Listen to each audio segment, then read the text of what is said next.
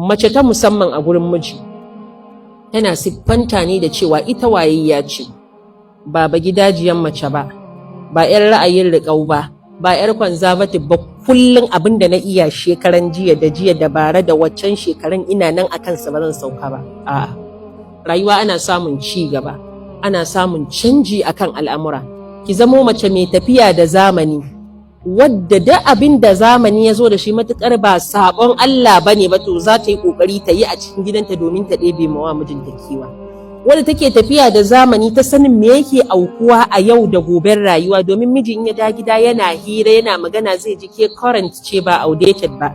Ya zo yana labarin wasu abubuwa in ya faɗa ya haka ya faru, ya ji kawai kwata-kwata ya miki nisa, hirar ba ta zuwa ɗaya.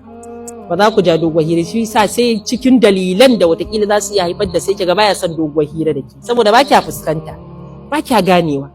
In gayu ne tun jagiran nan ta 80s ta 90s, ita kina nan ke har yanzu ita zaki, kina ganin al'amarin zai kai?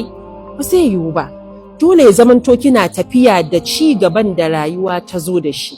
Shikenan sai ya dinga ganin da abin da ya zo na zamani ke ma yana gani a tare da ke, haka ba za a yi mai kyalkyal a waje ba. A cikin gida yana tare da matar shi wadda take wayayya, wadda take fuskantar zamani, wadda take fahimtar me yake kaiwa yana komowa, mai amfani da basira da tunanin da Allah maɗaukakin sarki ya bata, mai lura da sanin ya za ta sanya abubuwan da suka dace a inda ya dace a lokacin da ya dace. To da wannan sai ki ga miji yana jin daɗin tattaunawa da ke, yana jin daɗin hira da ke, yana jin daɗin duk abin da ya ɗauko kina da masaniya a kai, ko kina da abin da zaki bayar na abin da ya shafi tunani da zaki bashi na gudunmuwa da sauran abubuwa.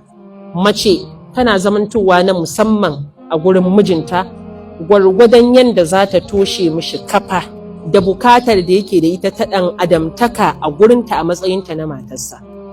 Kar ki zamanto mace wadda ba za ta ba da kulawa gwargwadon hali akan wannan ɓangaren ba. Kulawar wannan ɓangaren tana bukatar abubuwa da yawan gaske.